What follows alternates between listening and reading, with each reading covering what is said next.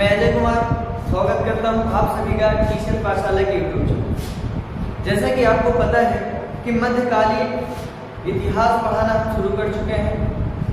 एक वीडियो हो चुका है, 2 वीडियो हो चुका है और आज जो वीडियो बनने जा रहा है वो तीसरे नंबर का वीडियो है। और तीसरे नंबर का वीडियो है, इससे पहले हम आपसे बात कर चुके हैं कि कैसे आप मध्यकालीन भारत को पढ़ना शुरू करो और कैसे आप प्राचीन इतिहास को समझोगे, कैसे आप मध्यकालीन इतिहास को समझोगे और कैसे आप आधुनिक इतिहास को समझोगे। इतनी बातें हम आपसे कर चुके हैं ना, इतनी बातें अगर हम आपसे कर चुके हैं और आज आपको एकदम बढ़िया वाली कहानी, मोहम्मद बिन कासिम की कहानी, जो आपका पहला अरबी विदेशी आक्रमणकारी होगा, कैसे वो भारत तक आया, यानी कि किस वजह से वो भारत आया, कोई ना कोई तो रीजन रहा होगा ना। आज हम उसी पर चर्चा करेंगे और आप समझिए कि एकदम कहानी से, और आप उस कहानी को पढ़कर आप एकदम बढ़िया से समझ जाओगे कि कैसे मोहम्मद बिन कासिम भारत आया, किसकी वजह से आया और किससे लड़ाई लड़ा और कैसे वो यहाँ पर जीत हासिल किया और कैसे इस्लाम धर्म का वो क्या करेगा, प्रसार करेगा।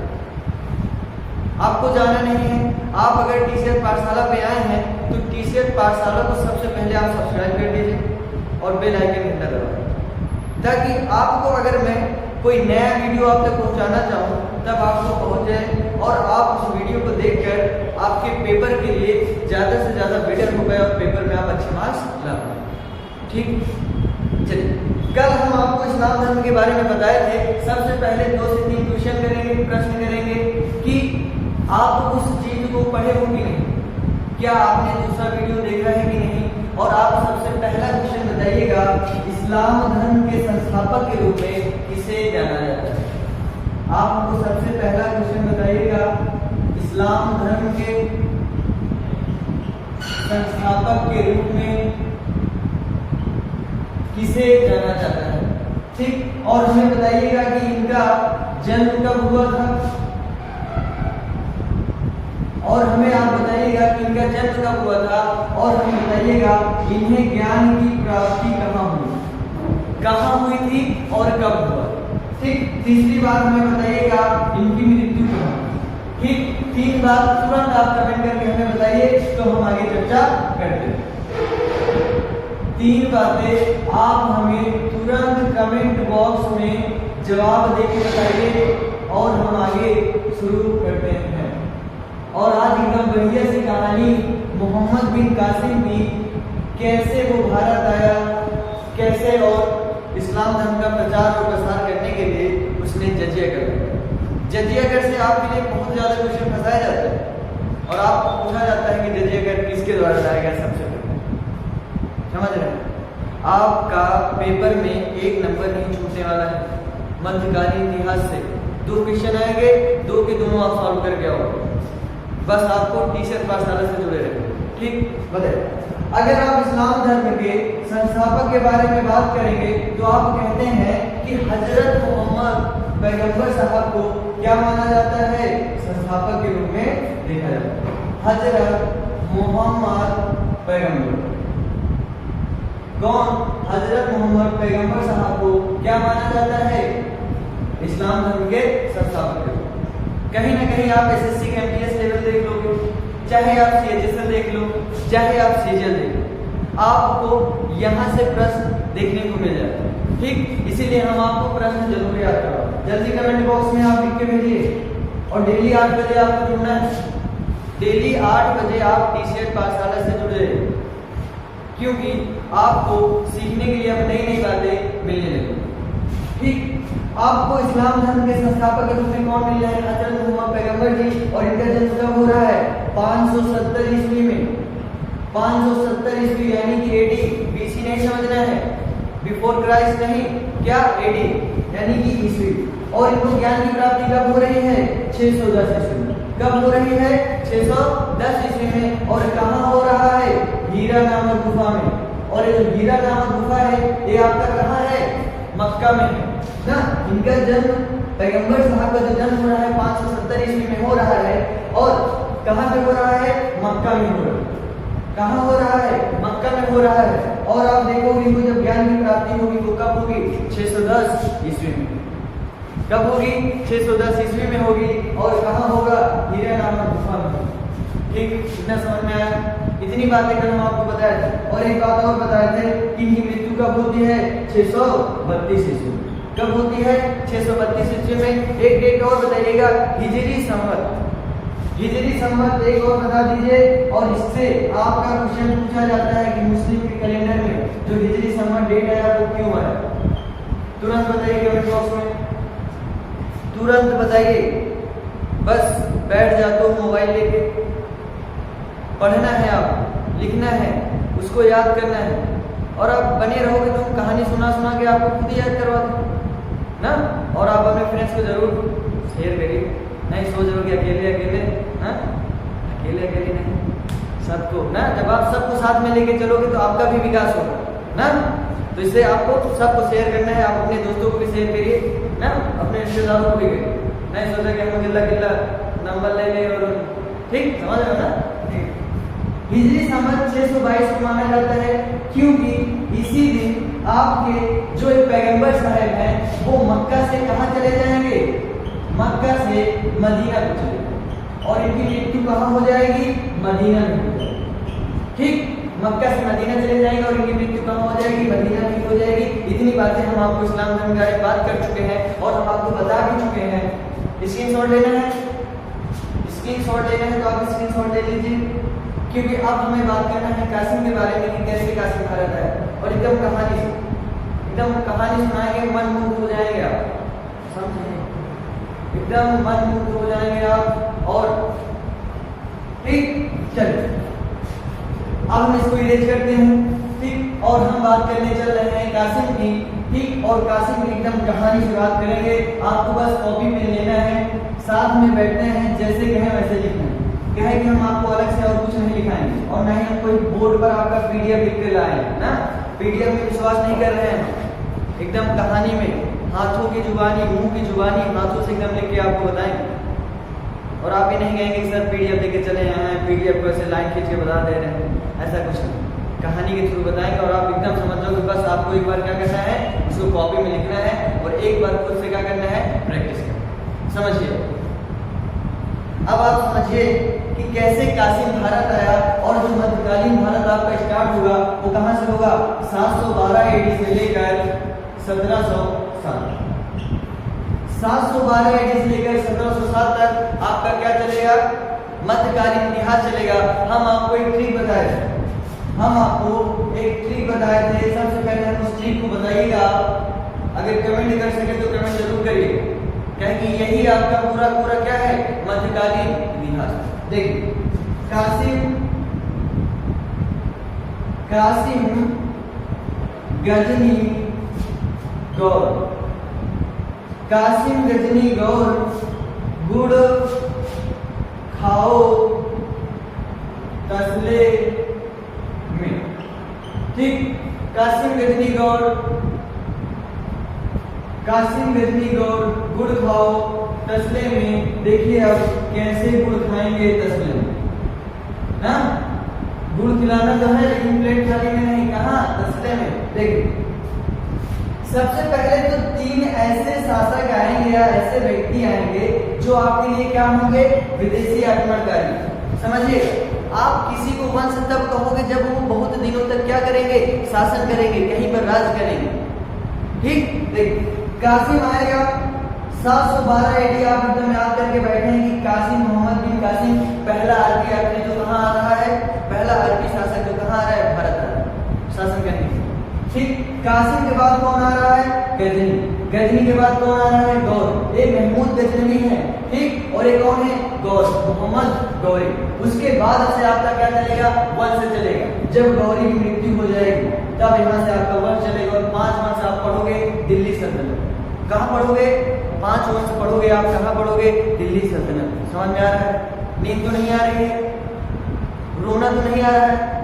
अभी आपका रोना भाग जाएगा, नींद भी भाग जाएगी। बस आप कहानी सुनने लग जाओगे ना। बस कहानी शुरू होने वाली है, कहानी शुरू होने वाली है, जाना नहीं है कहीं। और नींद आ रही है तो बैठो आराम से ना, नींद तो देखो गुड़ यानी कि गुलाम वंश, गुड़ यानी कि गुलाम वंश, खाओ यानी कि खिलजी वंश, खाओ यानी कि खिलजी वंश, तस्लिम यानी कि तुगलक वंश, तुगलक वंश, सा यानी कि सैयद वंश, ला यानी कि लोधी वंश, मां यानी कि मुगल वंश। आपको यहाँ कंफ्यूज नहीं होना है कि सर आप माँ को भी कहे दिल्ली सल्तनत में नहीं जोड़ रहे ना। दिल्ली सल्तनत में 5 वंश ही पढ़े जाएंगे और एकदम ब्रीफ मीडियम कहानी के जैसे हम आपको पढ़ेंगे। अब एक बार हमारे साथ आप प्रोनाउंस करिएगा कासिम, गजनी और गुड़ खाओ तस्लीम, ठीक समझ में आया। अब आइए कहानी सुनते हैं किसकी, मोहम्मद बिन कासिम की भारत आने। ठीक याद कर लीजिए, बहुत महत्वपूर्ण है।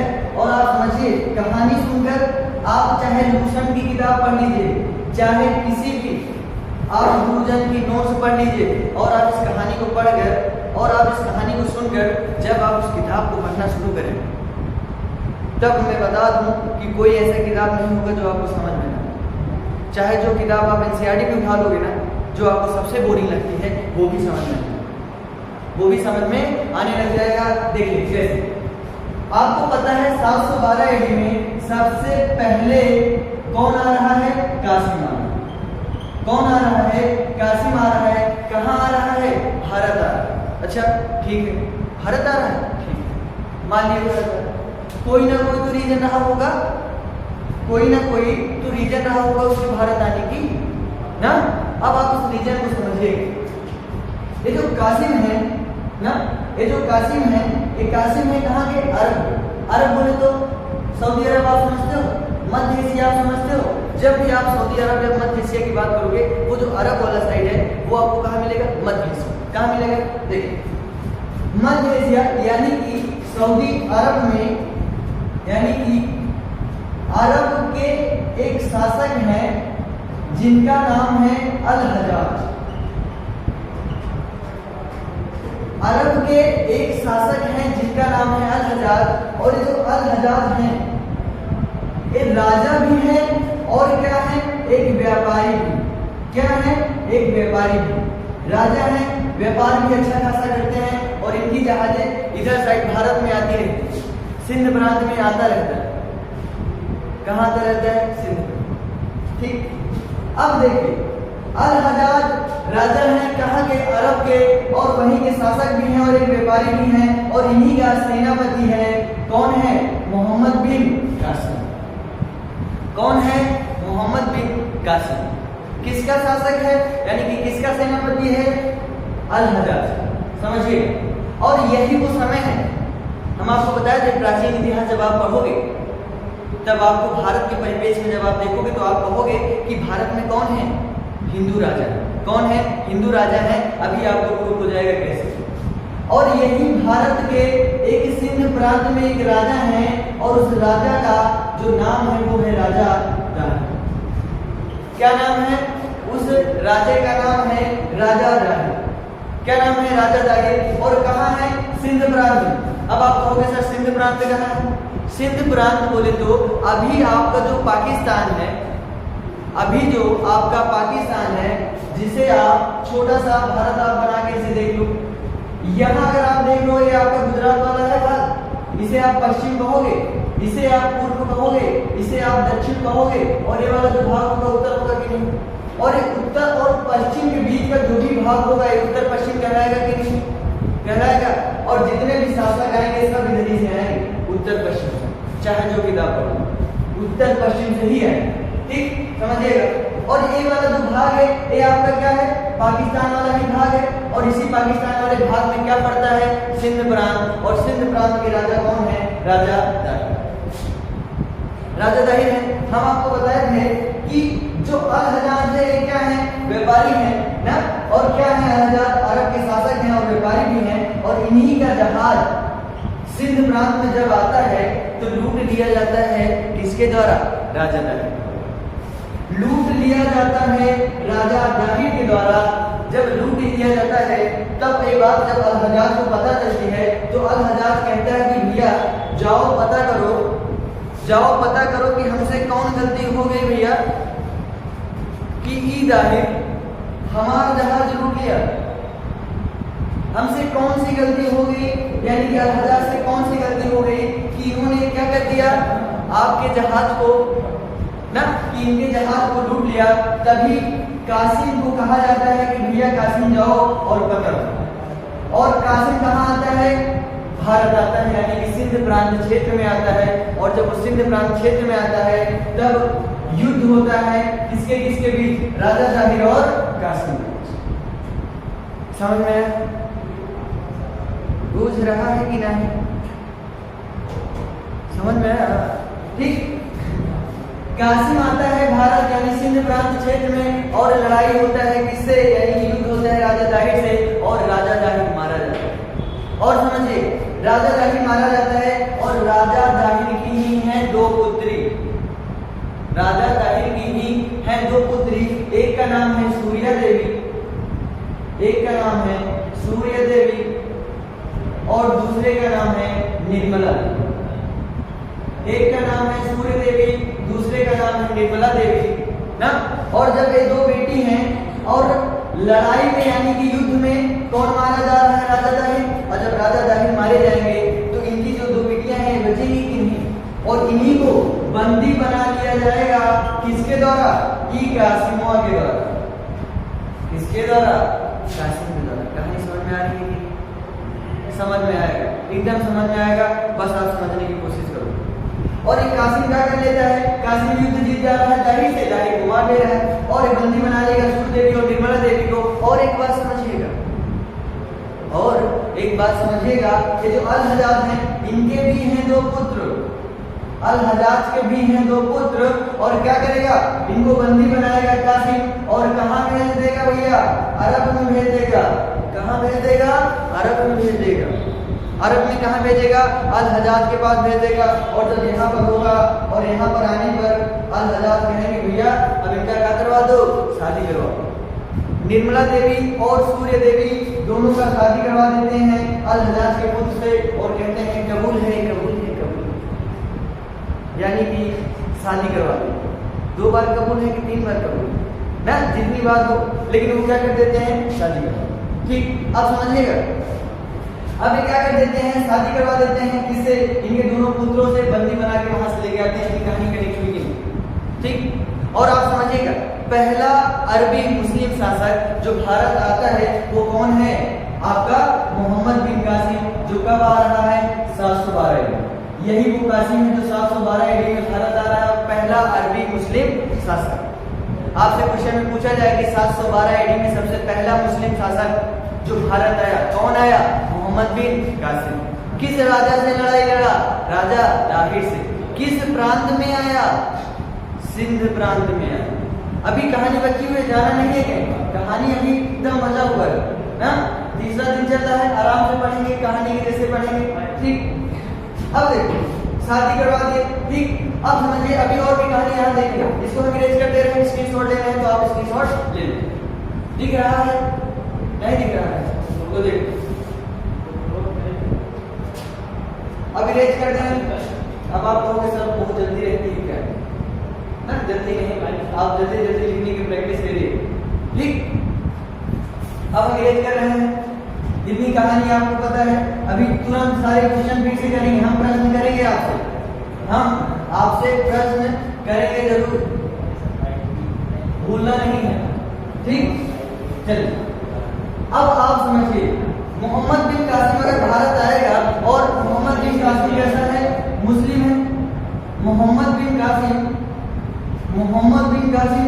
ठीक कैसा है, क्या है, मुस्लिम है। और जब मुस्लिम हिंदू, और जब मुस्लिम कहाँ आएगा, भारत में आएगा, और भारत में कौन है, हिंदू है कि नहीं, तो ये क्या करेगा, इस्लाम धर्म का प्रसार करेगा कि नहीं, इस्लाम धर्म का प्रसार करेगा कि नहीं। और इस्लाम धर्म का प्रसार करने के लिए क्या करेगा, इस्लाम धर्म का प्रसार करने के लिए ये लगाएगा जजिया कर। क्या लगाएगा, जजिया कर। ये कहेगा भैया कि अगर आपको हिंदू बने रहना है, यानी कि अगर आप मुस्लिम बन जाते हो, हम चाहते हैं कि इस्लाम धर्म का प्रसार हो, और इस्लाम धर्म का प्रसार होने के लिए, इस्लाम धर्म का प्रसार करने के लिए आप क्या करोगे, सभी को चाहोगे कि वो मुस्लिम बने, चाहोगे कि नहीं। और यही कौन कासिम चाहता था ना, और ये कासिम चाहता था इस्लाम धर्म अपनाए, लेकिन आप देखोगे हिंदू वर्ग के तो लोग हैं, कोई नहीं चाहेगा कि हम मुस्लिम बने ना, इसीलिए क्या कर देगा, जजिया कर लगा देगा। कौन लगाएगा, कासिम लगाएगा। और आपसे प्रश्न पूछा जाता है कि जजिया कर लगाने वाला पहला शासक कौन होगा, तो कौन होगा, कासिम। कौन होगा, कासिम होगा। और कासिम ही पहला शासक होगा जो जजिया कर को लगाएगा, और कहाँ लगाएगा, भारत पर लगाएगा, सिंध प्रांत क्षेत्र में लगाएगा। समझ में आया, जजिया कर की सारी बातें कर लेते हैं, अभी ज्यादा नहीं है, अभी पूरी कहानी तो काया पलट तो भी बाकी है कि कैसे 712 में तो आता है कासिम और 714 में चला भी जाता है, और जाने के बाद भी कभी नहीं आता, जाना नहीं। ठीक, अब जजिया कर से आपसे सबसे पहले क्वेश्चन पूछा जाएगा कि जजिया कर लगाने वाला सबसे पहला शासक कौन था, जजिया कर लगाने वाला सबसे पहला शासक कौन था, तो आप कहोगे कौन था, कासिम। कौन था, कासिम था। जजिया कर तो लगाए हुए थे ना, जजिया कर लगाए थे, लेकिन आप इस बात को भी समझिए, क्या वहां पे रह रहे सभी वर्गों पर लगाया गया था, क्या महिलाओं पर भी लगाया गया था, विकलांगों पर भी लगाया गया था, लगाया गया था, कमेंट करके बताओ जल्दी। और शेयर कर रहे हो कि नहीं, देख लो भैया, अगर शेयर नहीं किए ना, शेयर करोगे तभी मजा आएगा ना, डेली 8 बजे आप हमसे आकर जुड़िए और शेयर करिए, आपको भी मजा आए और हमारा भी मोटिवेशन बना रहे कि हम आपको लगातार पढ़ाते हैं। यहाँ खड़े होकर पढ़ाना ना, गले को सुखाना, और इस गर्मी में ना सारा वीडियो अभी ही ना बनाया जा रहा नहीं, आप सोचोगे पता नहीं कब का वीडियो है ना। आज तारीख 29 तारीख है, 29 अप्रैल। ठीक, अब देखो जजिया कर सबसे पहले लाने वाला जो शासक होगा वो कौन होगा, मोहम्मद बिन कासिम होगा। और आपसे पूछा जाता है ना कि किस किस पर नहीं लगाएगा, पहला तो ब्राह्मण व्यक्ति पर, जो व्यक्ति ब्राह्मण होगा उस पर जजिया कर नहीं लगेगा। किसके द्वारा नहीं लगाया गया, ब्राह्मण व्यक्ति पे नहीं लगाया गया, महिलाओं पर नहीं लगाया गया, और किस पर नहीं, विकलांग व्यक्ति, और किस पर नहीं, विकलांग व्यक्ति पर कासिम के द्वारा क्या नहीं लगाया गया, जजिया कर। किस पर, ब्राह्मणों पर और महिलाओं पर और विकलांग पर, ऐसे 3 लोग हैं जिन पर क्या नहीं लगाया गया, जजिया कर नहीं लगाया गया। और किसके द्वारा नहीं लगाया गया, मोहम्मद बिन कासिम। समझे, आगे चले। अब देखिए आपसे दूसरा क्वेश्चन भी पूछा जाता है, आपसे दूसरा क्वेश्चन भी पूछा जाता है कि भैया ये बताओ कि ब्राह्मण पर भी क्या, ब्राह्मण पर भी जजिया कर, ब्राह्मण पर भी जजिया कर लगाने वाला शासक, ब्राह्मण पर भी जजिया कर लगाने वाला शासक कौन होगा, कौन होगा बताइए, एफएसटी होगा। कौन होगा, एफएसटी होगा, यानी कि फिरोज शाह तुगलक, फिरोज शाह तुगलक। फिरोज शाह तुगलक ही ऐसा व्यक्ति होगा जो किस पर टैक्स लगा देगा, जजिया कर लगा देगा, किस पर लगा देगा, ब्राह्मणों पर भी टैक्स लगाने वाला जो शासक होगा वो कौन होगा, तुगलक होगा। यानी कि कौन तुगलक होगा, फिरोज शाह तुगलक होगा। जब तुगलक वंश पढ़ेंगे तो इनकी भी कहानी देखेंगे, और एमपीटी की, मोहम्मद बिन तुगलक की भी कहानी देखेंगे, एकदम बढ़िया सी कहानी सुनाने में मजा आ जाएगा। बस आप शेयर करते रहिए और वीडियो के साथ बने रहिए। ठीक, फिरोज शाह तुगलक ही ऐसा व्यक्ति है जिन्होंने क्या किया था, ब्राह्मण पर भी क्या लगा दिया था, टैक्स लगा दिया था। ठीक, अब देखिए तीसरा क्वेश्चन भी आपसे पूछा जाता है, तीसरा क्वेश्चन भी आपसे पूछा जाता है।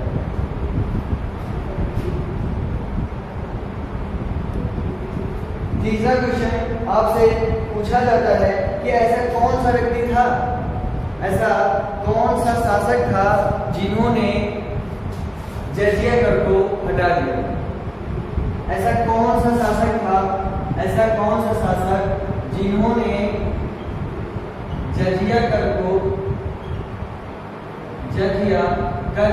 हटा दिया था, क्या कर दिए थे, हटा दिया।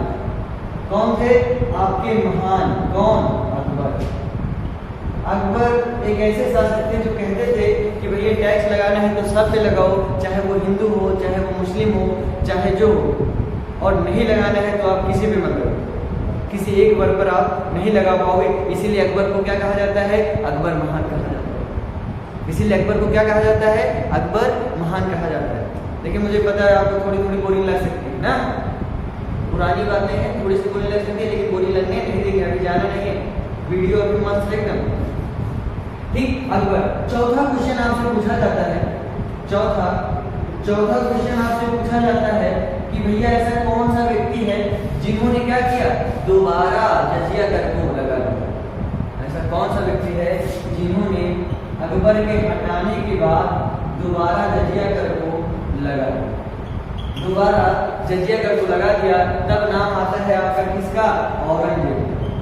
औरंगजेब भी ऐसा शासक हुआ है जिसकी मृत्यु कब हो रही है? 1707 में ना, कब हो रही है? 1707 में। और औरंगजेब ही ऐसा व्यक्ति होगा जो क्या कर देगा? जजिया कर को दोबारा लगा देगा, जजिया कर को दोबारा लगा देगा। आपका लास्ट क्वेश्चन इससे बनता है और यहाँ से क्वेश्चन जरूर पूछे जाते हैं, इसीलिए हम सारे क्वेश्चन बता दे रहे हैं। एमटीएस हो, सीएचएसएल हो, सीजीएल हो, जजिया कर से पूछा ही जाता है। यूपी पुलिस हो, यूपी लेखपाल हो, जजिया कर से पूछा जाता है। ठीक, आगे एक और है पांचवा एक और क्वेश्चन बनता है। कहा जाता है कि ये जो जजिया कर है इसको पूर्ण रूप से कौन समाप्त किया? ठीक, जजिया कर को पूर्ण रूप से जजिया कर को समाप्त किसके द्वारा किया जाता है? जल्दी जल्दी कमेंट करके बताइए,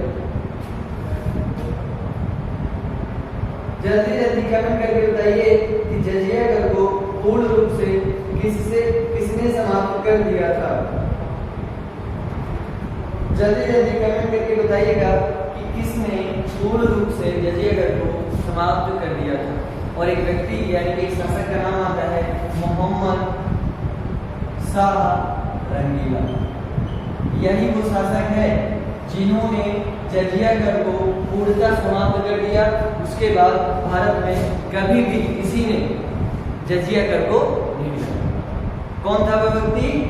मोहम्मद शाह रंगीला। एक बार रिवीजन करिएगा और आप एक बार कमेंट करिएगा, बताइएगा ब्राह्मणों पर जजिया कर लगाने वाला पहला शासक कौन था?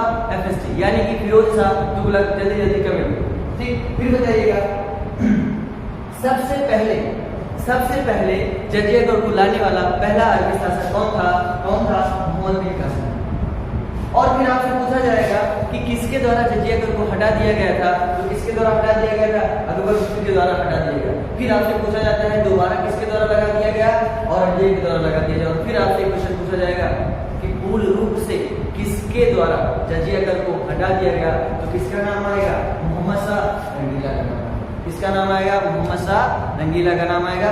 जल्दी आप इसको देख लीजिए, इसकी स्क्रीनशॉट ले लीजिए। तो अभी आपकी कहानी और भी बता ना, अभी आपकी कहानी बची हुई।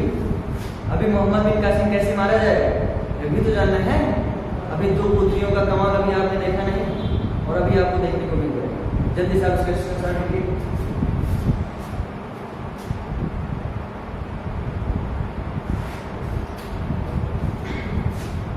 जल्दी स्क्रीनशॉट लीजिए। अच्छा हट जाए, चलिए स्क्रीनशॉट आप देखिए। थोड़ा सा हम इसको रीच करते हैं ताकि आपको सब समझ में आ जाए। और ये क्वेश्चन बनते जरूर है, पूरा एकदम पेपर के पैटर्न से आपको पढ़ाया जाएगा ताकि आपको ये ना लगे कि आपको क्या पढ़ा दिया है। और आप समझिए जैसे भी आप इसको पढ़ेंगे और आपको सब कुछ समझ में आएगा, चाहे आप उसके बाद पॉइंटर पढ़िए, चाहे किसी गुरुजन की आप नोट्स पढ़िए और चाहे आप लूसेंट पढ़िए। जो लूसेंट आपको समझ में नहीं आता, नहीं आता है, आज आप पढ़िएगा। पहले विदेशी आक्रमणकारी मोहम्मद बिन कासिम के बारे में आप पढ़िएगा, लूसेंट उठाइएगा और हमें कमेंट करके जरूर बताइएगा कि हाँ सर हमें समझ में आ रहा है। सर नहीं, अगर आप भैया भी कहोगे तो कोई दिक्कत नहीं ना, कि हाँ भैया अजय भैया मुझे समझ में आ रहा है। ठीक, 712 AD से लेकर 1707 AD, 712 AD से लेकर 1707 AD ना, 712 AD से लेकर 1707 AD तक ना। ठीक, ठीक 712 ईस्वी से लेकर 1707 ईस्वी तक। अब देखिएगा हम आपको एक शासक बताए थे क्या, अल हज्जाज। क्या बताए थे, अल हज्जाज बताए थे। अल हज्जाज कहाँ का शासक है, अरब का शासक। कहाँ का शासक है, अरब का शासक है। और इसका सेनापति कौन है, कौन है, कासिम। कौन है, कासिम है। और आपको यहाँ क्या बताए थे, सिंध प्रांत के जो राजा हैं, सिंध प्रांत के जो राजा हैं वो कौन है, राजा दाहिर। कौन है, राजा दाहिर है। कासिम यहाँ आते हैं, राजा दाहिर से लड़ाई करते हैं और राजा दाहिर मारे जाते हैं। और राजा दाहिर की दो पुत्रियां, एक सूर्य देवी, दूसरी निर्मला। सूर्य देवी और निर्मला देवी को बंदी बनाकर कहाँ लेके चले जाते हैं, अल हज्जाज के पास, यानी कि अरब में। और इसे क्या करवा देते हैं, शादी करवा देते हैं।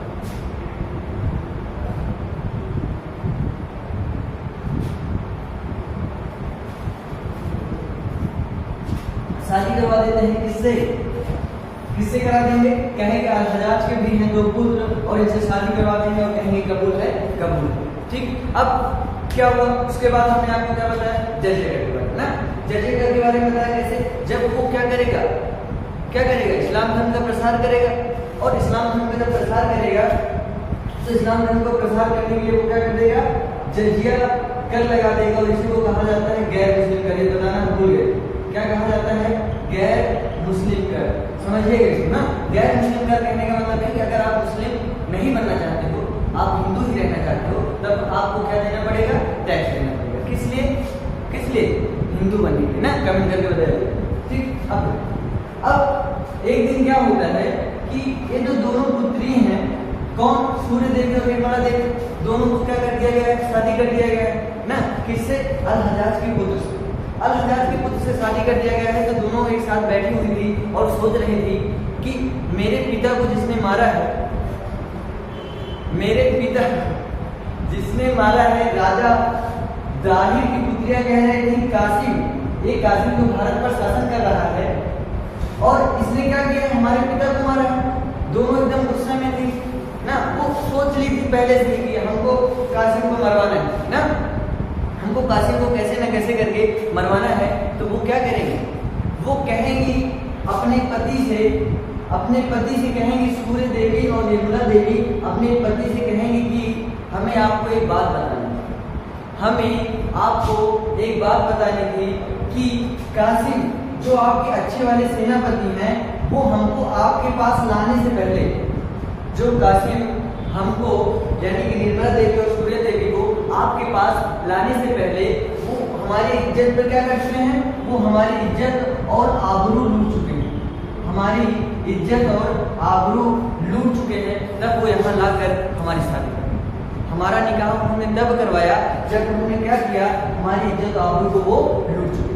और यही बात जैसे ही अल हज्जाज को पता चलती है, अल हज्जाज गुस्सा हो जाता है और अल हज्जाज एक पत्र लिखता है, किसको, कासिम को ना। और पहले वही समय था, पहले तो आपके पास पोस्ट ऑफिस तो थे नहीं ना, कहीं ना कहीं आपको बात से लेके जाना पड़ेगा या फिर किसी अन्य विधि से आपको पहुंचाना, ठीक, या फिर कोई सेनापति जाए ना, या फिर कोई सैन्य का आदमी जाए, ठीक।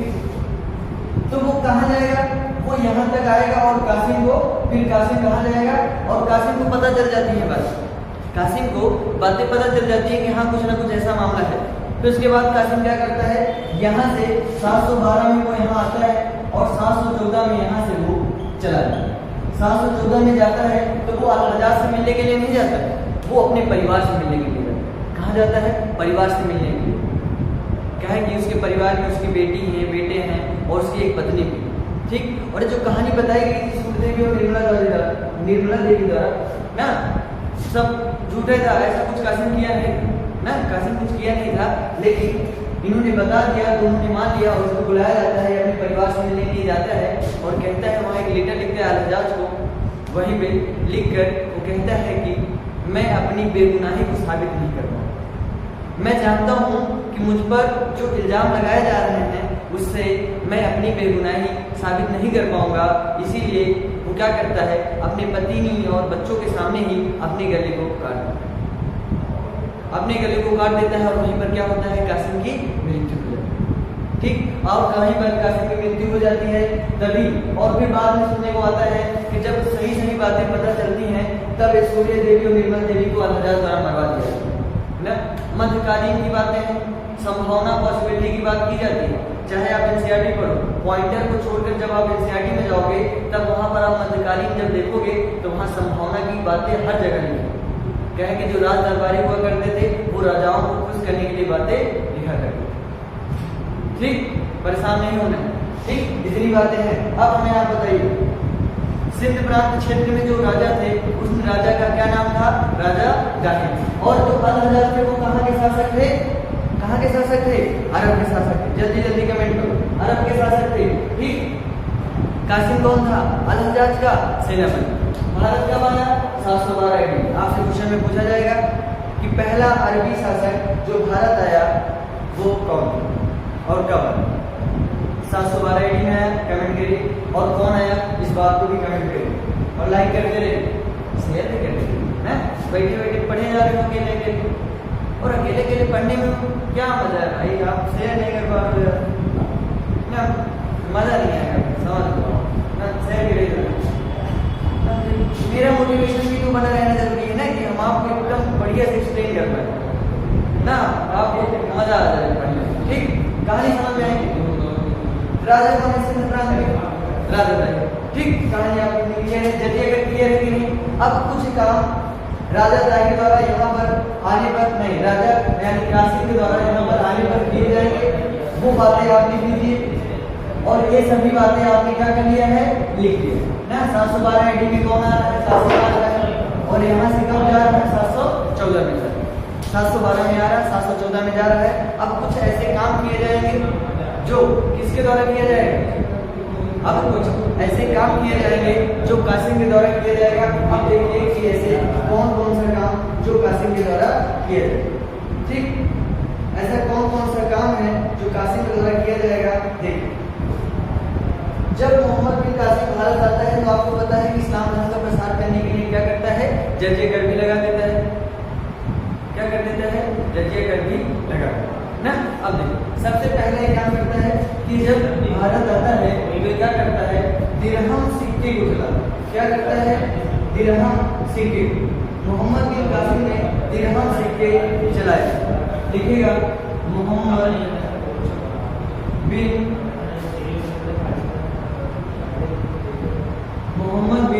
कासिम ने दिरहम सिक्के चलाए।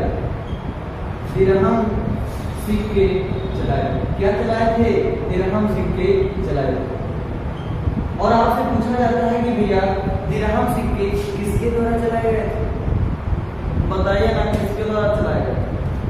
दिरहम सिक्के चलाए गए थे आपके मोहम्मद बिन कासिम के द्वारा। और एक दूसरा काम भी है, कहा जाता है कि भारत में सबसे पहले अरबी घोड़े, भारत में सबसे पहले अरबी घोड़े किसके द्वारा लाए गए थे? मोहम्मद बिन कासिम के द्वारा। ये जो काम किया गया है सब कासिम के द्वारा ही किया गया है, यानी कि अरबी घोड़े सबसे पहले, अरबी घोड़े सबसे पहले कासिम द्वारा लाए गए। कासिम द्वारा लाए गए। ठीक, पहला काम क्या है? मोहम्मद बिन कासिम क्या कर रहा है? दिरहम सिक्के जला रहा है। दूसरा काम क्या कर रहा है? अरबी घोड़े ला रहा है। इसी तरह तीसरे काम और है, एक काम और है जिसे कहा जाता है यानी कि खजूर की खेती। खजूर की खेती भारत में सबसे पहले किसके द्वारा शुरू की गई थी? किसके द्वारा शुरू की गई थी? कासिम के द्वारा। खजूर की खेती भी जब कासिम यहाँ पर आया तो किसके द्वारा शुरू की गई? कासिम के द्वारा। एक पॉइंट और है, ऊंट का पालन भी किसके द्वारा शुरू किया गया? ऊंट का पालन भी किसके द्वारा शुरू किया गया? मोहम्मद बिन कासिम के द्वारा। एक बार कमेंट करिएगा और आप एक बार प्रोनाउंस करिएगा। मोहम्मद बिन कासिम के द्वारा सबसे पहला काम क्या किया गया? दिरहम सिक्के चलाए गए। क्या किया गया? दिरहम सिक्के चलाए गए। दूसरा काम अरबी घोड़े सबसे पहले कौन लेकर आया? कासिम लेकर आया। तीसरा काम खजूर की खेती की शुरुआत कौन कर रहा है यहाँ पर ना? अरेबियंस की बात हो रही है। किसकी बात हो रही है? अरेबियंस की। अभी आप जब आगे बढ़ोगे तो आप तुर्क वालों के बारे में पढ़ोगे। अभी आप जब आगे पढ़ोगे तो किसके बारे में पढ़ोगे? तुर्क वालों के बारे में पढ़ोगे। और खजूर की खेती की शुरुआत कौन कर रहा है? मोहम्मद बिन कासिम। और कासिम कैसा है? अरबी है, अरबी। फिर आपके ऊँट का पालन कौन शुरू कर रहा है? आपके मोहम्मद बिन कासिम। ठीक, इतनी बातें समझ में आई? राजा रानी की कहानी समझ में आई? समझ में आ रहा है तो कमेंट में यस लिख के जरूर बताइए। और जो भी आपको दिक्कत हो रहा है कि समझाने में मुझको दिक्कत हो रही है, हम आपको समझा नहीं पा रहे हैं, कहानी आपको समझ में नहीं आ रहा है, पेपर में कैसा पूछा जाता है, आप हमें जरूर बताइए ना। आप समझिए कि पेपर से को रिलेट करके एकदम पढ़ाया जा रहा है, पेपर से क्वेश्चन उठाया जा रहा है, उसके बेस पे देखा जा रहा है कि कौन कौन से पेपर में संभावना है कि पूछे जा सकते हैं ना, और कौन कौन से पूछेगा। जजिया कर के एकदम क्लियर हो। चलो एक बार कमेंट करके हमें बताइए, जजिया कर को सबसे पहले भारत में किसके द्वारा लाया गया? किसके द्वारा लाया गया? हाँ कमेंट करो जल्दी जल्दी। किसके द्वारा? कासिम के द्वारा। फिर बताइए किसके द्वारा जजिया कर को पूर्ण रूप से समाप्त कर दिया? पूर्ण रूप से बात कर रहे हैं, पूर्ण रूप से बात कर रहे हैं किसके द्वारा? मोहम्मद शाह रंगीला, मोहम्मद शाह रंगीला द्वारा। और एक बात और बता देना कि जजिया कर किसके द्वारा, यानी कि जजिया कर ब्राह्मणों पर भी किसके द्वारा लगाया गया था? फिरोज शाह तुगलक। ठीक, इतना आज आप पढ़ लीजिएगा, कमेंट जरूर करिएगा। ठीक, और लगातार आप बने रहिए। ठीक, डेली 8 बजे आपको वीडियो मिलता रहेगा और पूरा का पूरा मध्यकालीन यहाँ से पढ़ाया जाएगा। समझ में आया कि नहीं? समझ में आएगा। ठीक, वीडियो देखने के लिए धन्यवाद। टीसीएस पाठशाला से जुड़े रहिए, लगातार जुड़े रहिए, आपको नए नए वीडियोज मिलते रहेंगे। ठीक, धन्यवाद। जय हिंद, जय भारत।